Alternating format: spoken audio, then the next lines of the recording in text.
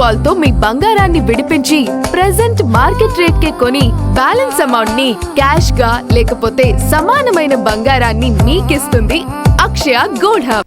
భారత్కు చెందిన వ్యవసాయం సహా సున్నిత రంగాలకు ఎలాంటి నష్టం లేకుండా అమెరికాతో మధ్యంతర వాణిజ్య ఒప్పందం కుదుర్చుకున్నట్లు కేంద్ర వాణిజ్య శాఖ మంత్రి పీయూష్ గోయల్ తెలిపారు. ఈ ఒప్పందం వల్ల రైతులు, ఎంఎస్ఎంఈ, హస్తకళలు, చేనేత కార్మికులకు ఎలాంటి నష్టం ఉండదన్నారు. అమెరికాతో వాణిజ్య ఒప్పందం వల్ల రాబోయే రోజుల్లో ఉపాధి అవకాశాలు పెరుగుతాయని చెప్పారు.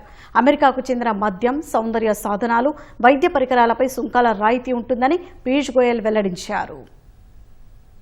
అమెరికాతో మధ్యంతర వాణిజ్య ఒప్పందం ఖరారు చేసుకోవటంపై ప్రధాని నరేంద్ర మోదీ, కేంద్ర మంత్రులు హర్షం వ్యక్తం చేశారు. ఈ ఒప్పందం భారత రైతులు, పారిశ్రామికవేత్తలు, ఎంఎస్ఎంఈలు, స్టార్టప్ ఆవిష్కర్తలు, మత్స్యకారులకు కొత్త అవకాశాలను సృష్టించడం ద్వారా మేక్ ఇన్ ఇండియా సంకల్పాన్ని బలోపేతం చేస్తుందన్నారు. మహిళలు, యువతకు పెద్ద ఎత్తున ఉపాధి అవకాశాలు లభిస్తాయని సామాజిక మాధ్యమం ఎక్స్ లో ప్రధాని పోస్టు పెట్టారు. రెండు దేశాల మధ్య పెట్టుబడులు, సాంకేతికత బదిలీ విషయంలో సహకారం పెరుగుతుందన్నారు. సరఫరా గొలుసుల్ని బలోపేతం చేసి ప్రపంచ వృద్ధికి దోహదం చేస్తుందని ప్రధాని మోదీ పేర్కొన్నారు. ఇరు దేశాల మధ్య సంబంధాల బలోపేతానికి వ్యక్తిగతంగా కృషి చేసిన అమెరికా అధ్యక్షుడు ట్రంప్నకు ధన్యవాదాలు తెలిపారు. భారత వ్యవసాయ ఉత్పత్తులకు ఏ నష్టం లేకుండా అమెరికాతో మధ్యంతర వాణిజ్య ఒప్పందం కుదుర్చుకున్నట్లు వాణిజ్య శాఖ మంత్రి పీయూష్ గోయల్ తెలిపారు. ఈ ఒప్పందం నుంచి పౌల్ట్రీ, వరి, సోయాబీన్, మక్క, శనగ, రాగి, కాబూలీ చనా, పప్పు ఉత్పత్తులను మినహాయించినట్లు వివరించారు.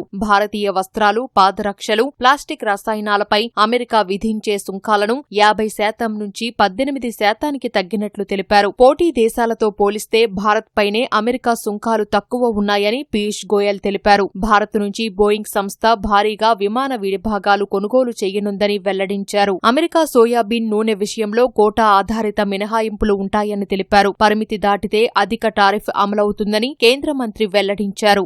जेम और डायमंड्स पूरी तरीके से शून्य ड्यूटी लगी.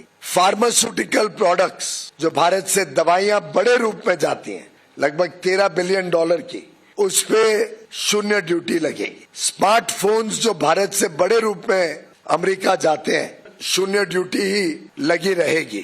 कृषि के क्षेत्र में भी ऐसे कई सारे वस्तुएं एडिशनल ड्यूटी शून्य हो जाएगी.